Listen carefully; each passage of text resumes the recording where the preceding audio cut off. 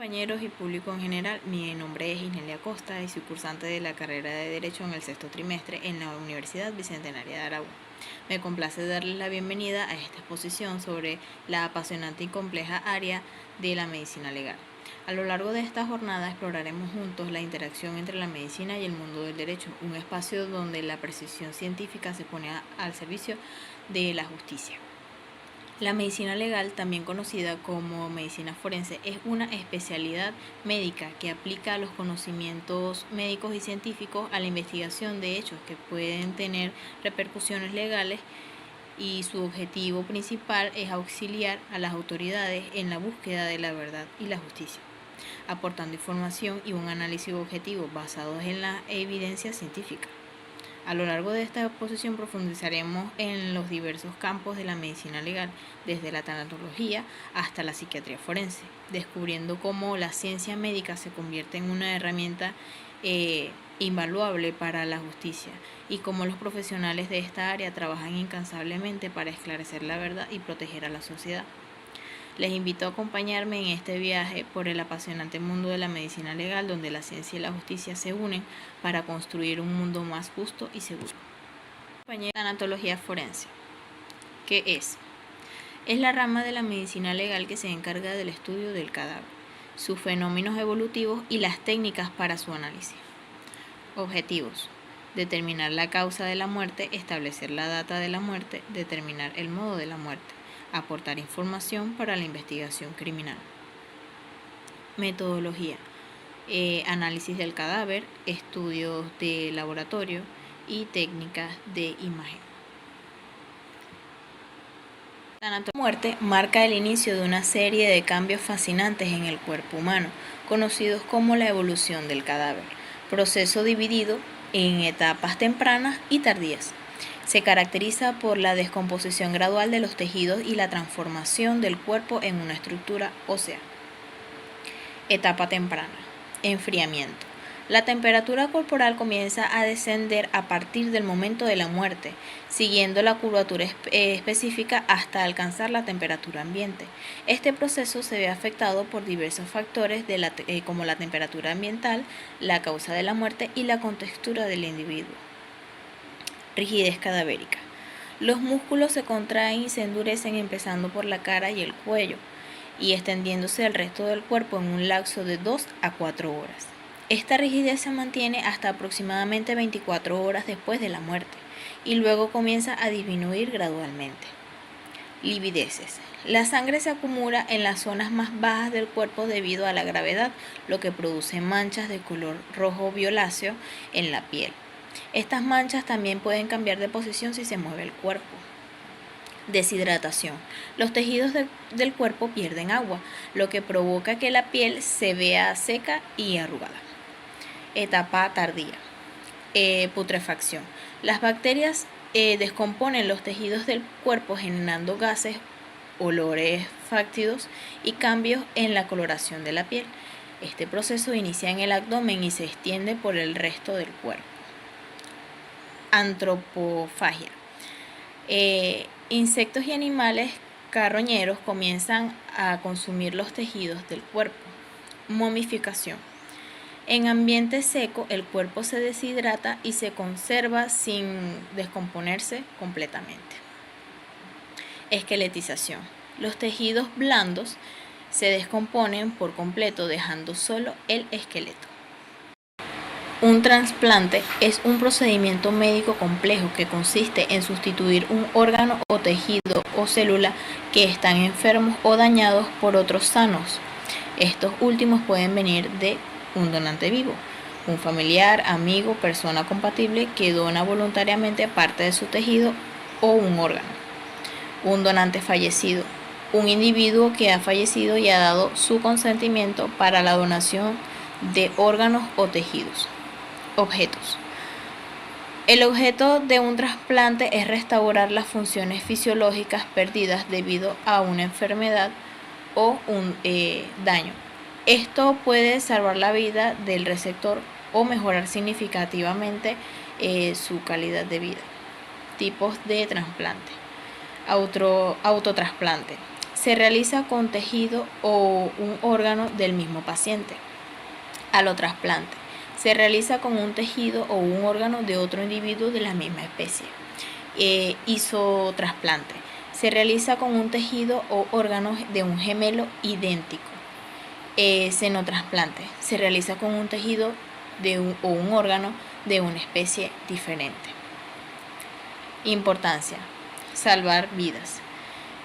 Ofrecen una segunda oportunidad a pacientes con enfermedades terminales, mejoran la calidad de vida, reducen el dolor y la discapacidad y permiten a los pacientes vivir una vida más plena.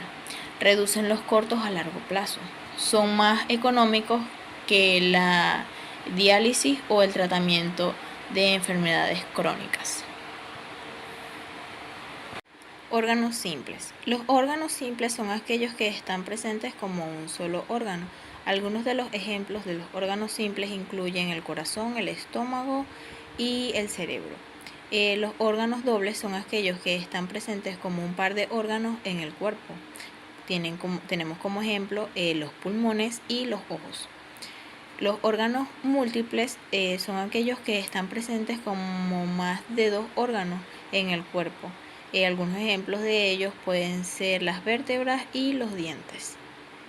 Trasplantabilidad. Se refiere a la posibilidad o no de realizar un trasplante de órgano o tejido de un donante a un receptor. Existen varios factores para determinar la trasplantabilidad, como la compatibilidad. Compatibilidad sanguínea. El sistema sanguíneo del donante y el receptor deben ser compatibles para evitar reacciones de rechazo graves. Compatibilidad tisular. Se realiza una prueba de histocompatibilidad para determinar la similitud entre los antígenos leucocitarios humanos del donante y del receptor. Cuanto mayor sea la posibilidad, menor es el riesgo de rechazo. Justificación. Enfermedad terminal. Cuando un órgano o tejido ha fallecido irreversiblemente, no hay otras opciones de tratamiento disponibles. Deterioro significativo de la calidad de vida. Cuando el funcionamiento de un órgano o tejido está severamente comprometido y causa un impacto considerable en la calidad de vida del paciente. Discapacidad. Cuando la disfunción de un órgano o tejido limita las actividades del paciente. Pronóstico de supervivencia.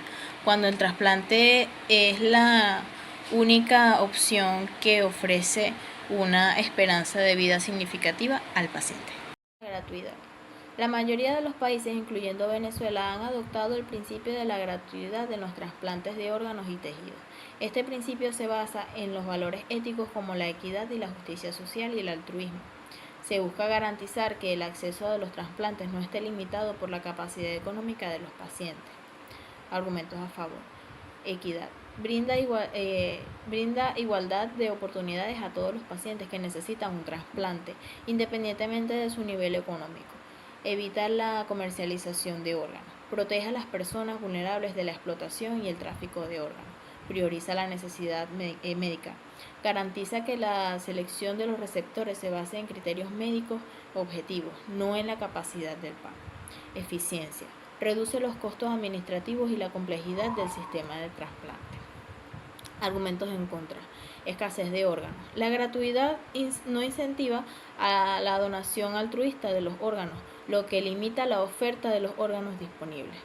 Costos elevados.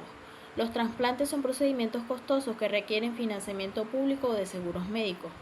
Tiempo de espera. La gratuidad puede aumentar en el tiempo de espera para los pacientes que necesitan un trasplante.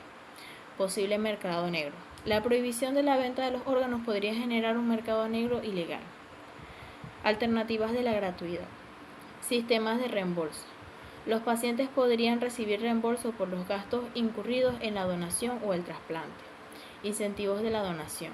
Se podrían ofrecer incentivos no monetarios como beneficios fiscales o días libres para fomentar la donación altruista. Programas de financiación. Se podrían crear programas de financiación pública o privada para cubrir los costos de los trasplantes. Excepciones de la gratuidad de los trasplantes. En algunos de los casos, la gratuidad de los trasplantes puede tener excepciones y algunas de ellas pueden ser las siguientes: costo de la logística y almacenamiento. Se pueden cubrir los gastos asociados al transporte, almacenamiento y preservación del órgano y tejido. Gastos médicos no cubiertos. Los pacientes podrían ser responsables de algunos costos médicos no cubiertos por el sistema de salud, como los honorarios de los médicos o medicamentos no esenciales. Seguros de vida. En algunos casos, los seguros de vida pueden cubrir los costos de uno de los trasplantes. Trasplantes entre personas vivas. Los trasplantes entre personas vivas están sujetos a regulaciones especiales para proteger a los donantes. Algunas de estas regulaciones pueden ser: consentimiento informado. El donante debe ser mayor de edad, tener plena capacidad mental para comprender los riesgos y beneficios de la donación. Evaluación médica exhaustiva. Se debe realizar una evaluación médica completa para asegurar que el donante no corre ningún riesgo de salud significativo al donar. Relación entre el donante y el receptor. En la mayoría de los países solo se permiten los trasplantes entre familiares o personas con una relación afectiva cercana. Prohibición de la comercialización. Se prohíbe la venta de los órganos y tejidos. Trasplante de los órganos únicos. Los órganos únicos son aquellos que solo existe uno en el cuerpo humano, como el corazón o el hígado. La donación de los órganos únicos en vida está prohibida en la mayoría de los países debido al alto riesgo que implica para el donante.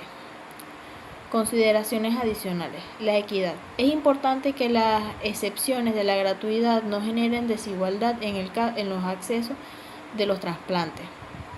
Seguridad. Se debe establecer mecanismos para asegurar la transparencia y el buen uso del recurso financiero. Ética. Es necesario un debate continuo sobre las implicaciones éticas de la comercialización de los órganos y tejidos. En caso de muerte violenta, la posibilidad de realizar un trasplante de órganos o tejidos depende de la circunstancia específica de la muerte.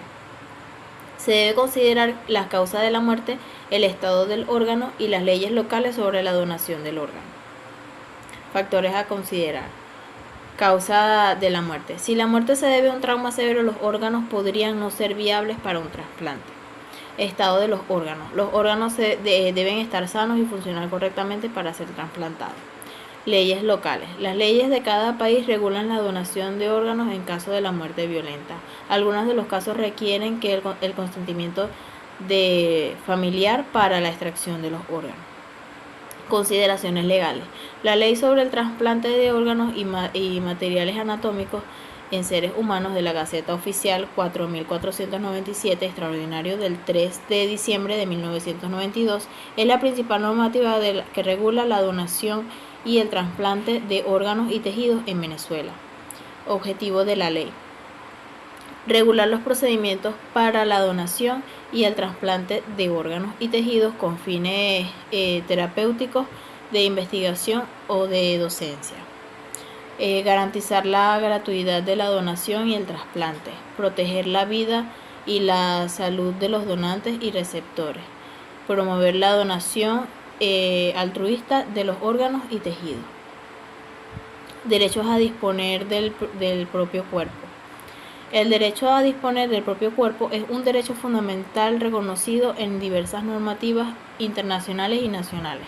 Este derecho se basa en la autonomía personal, que es la capacidad de cada individuo de tomar decisiones sobre su propia vida, incluyendo su salud y su integridad física y su bienestar. Derecho a la libertad de elegir libremente sobre su cuerpo sin ser forzado o coaccionado a realizar o recibir un tratamiento médico en contra de su voluntad. Derecho a la información. Recibir información completa, veraz y comprensible sobre las opciones disponibles, los riesgos y los beneficios de cualquier tratamiento médico. Consentimiento informado. Darse un consentimiento libre y expreso de cualquier intervención médica después de haber recibido información adecuada. El derecho a negarse a un tratamiento. Rechazar cualquier tratamiento médico, incluso si éste es necesario para salvar su vida. Deontología médica. El Código de Deontología médica es un conjunto de normas y principios que regulan la conducta profesional de los médicos. Su objetivo es garantizar que los médicos actúen de forma ética y responsable en el ejercicio de su profesión. Deberes. Brindar atención médica de calidad. Los médicos deben ofrecer a sus pacientes la mejor atención médica posible, basada en los conocimientos científicos y éticos disponibles. Mantener la confidencialidad. Los médicos deben mantener confidencialidad de la información médica de sus pacientes. Respetar la vida humana. Los médicos deben respetar la vida desde el momento de la concepción hasta la muerte. No participar en prácticas antiéticas. Los médicos no deben participar en prácticas como la eutanasia o el aborto. Principio. Autonomía del paciente. El médico debe respetar el derecho del paciente a tomar decisiones sobre su propia salud. Beneficencia. El médico debe actuar siempre en el mejor interés del paciente, no maleficencia. El médico debe evitar causar daño al paciente. Justicia. El médico debe tratar a todos los pacientes de forma justa y equitativa. Asfixiología. La asfixiología médico-legal es una rama de la medicina que se encarga de estudiar las muertes por asfixia. La asfixia se define como la interrupción del flujo del aire hacia los pulmones, lo que puede provocar la muerte. Causas de la asfixia pueden ser mecánicas, compresión del cuello, obstrucción de las vías respiratorias o ahogo. Patológicas, enfermedades respiratorias, enfermedades cardíacas o shock. Tóxicas, inhalación de gases tóxicos como monóxido de carbono. La asfixiología médico-legal tiene como objeto determinar la causa de la muerte, asfixia accidental, homicidio o suicidio. Identificar los mecanismos de la asfixia, compresión externa, obstrucción interna o sofocación. Establecer el tiempo de la muerte, el intervalo entre la asfixia y la muerte. Reunir las pruebas, signos externos de la asfixia, lesiones internas y análisis toxicológico. Sexología. La sexología médico-legal, también conocida como la sexología forense, es una disciplina interdisciplinaria que se encarga de estudiar la interacción entre la sexualidad y el ámbito legal. En otras palabras, se busca comprender cómo las leyes y sistema judicial impactan en la vida sexual de las personas y viceversa. Objetivos de la sexología médico-legal. Asesorar a los tribunales de justicia en los casos relacionados con los delitos sexuales como las violaciones, abusos, violencias sexuales. Realizar pericias sexológicas para evaluar la capacidad sexual de un individuo, su consentimiento o la presencia de algún trastorno sexual. Elaboración de informes periciales que sirvan como prueba de los procesos judiciales.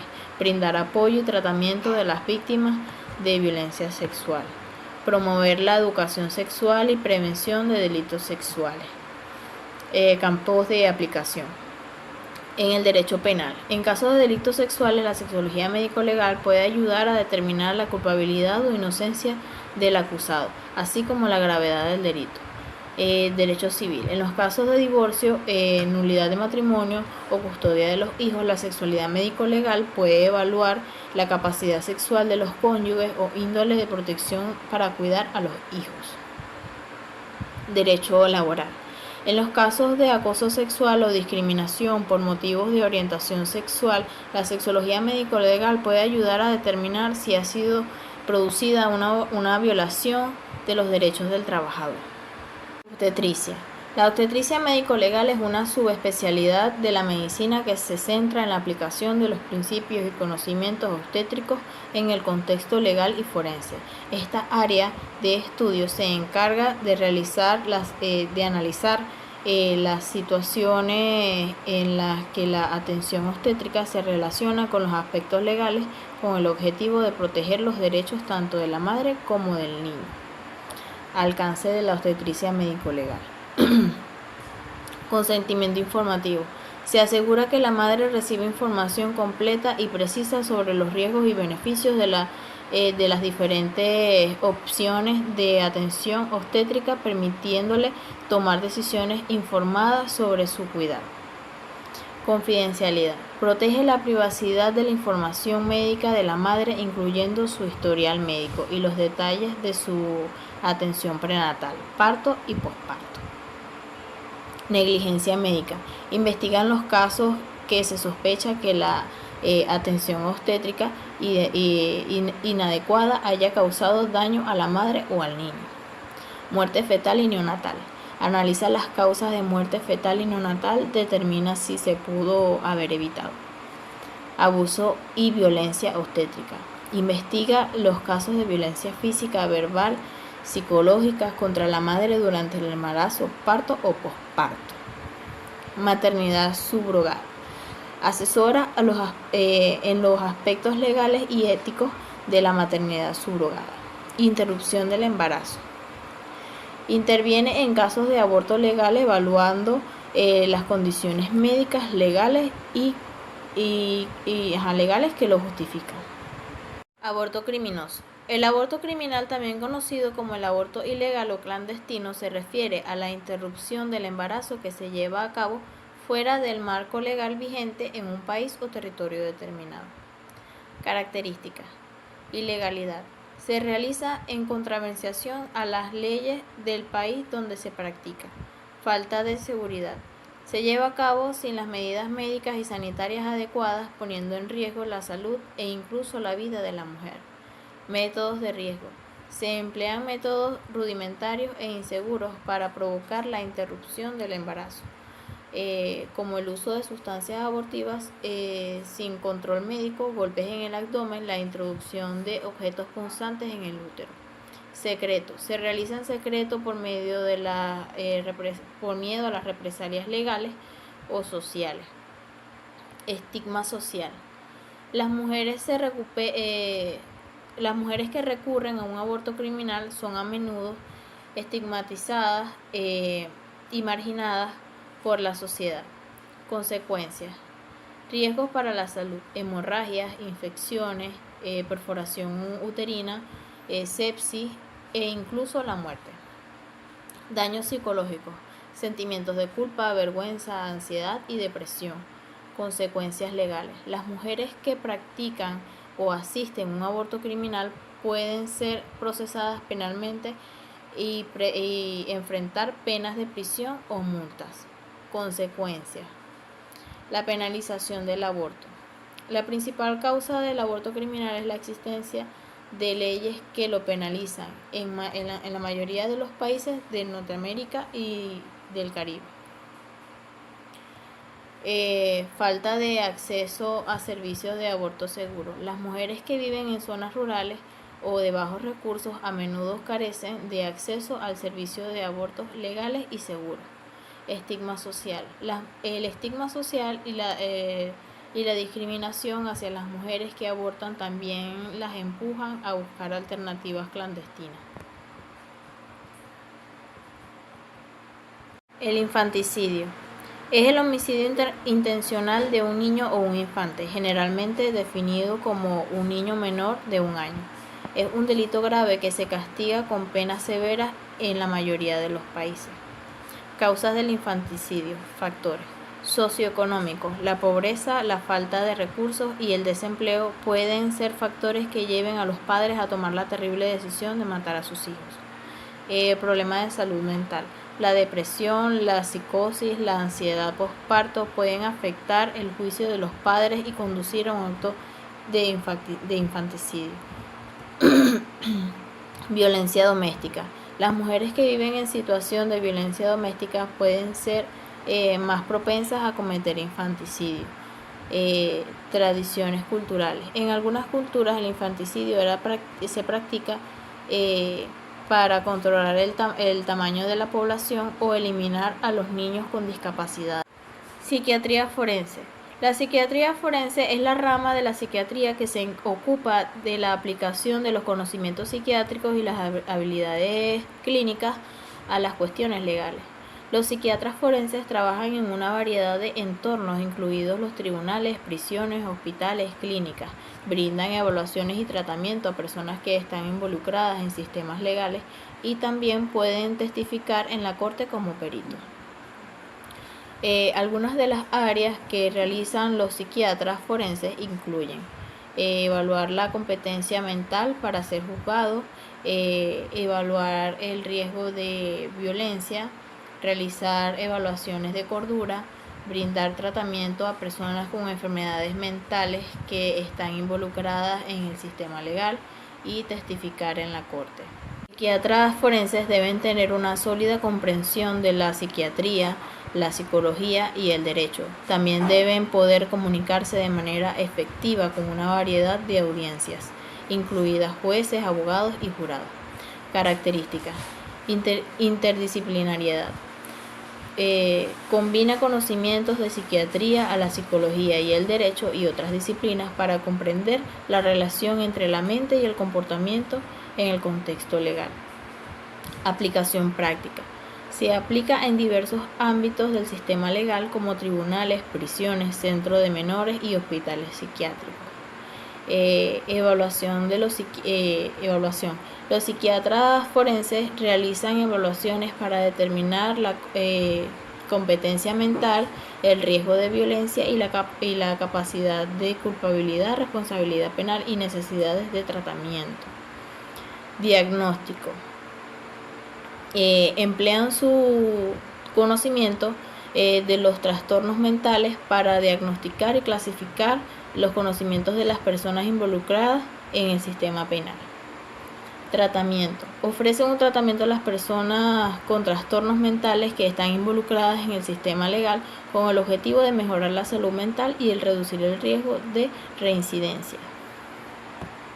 Hemos llegado al final del recorrido de los tópicos con respecto a lo que es la medicina legal. Espero que les haya servido la información aquí obtenida.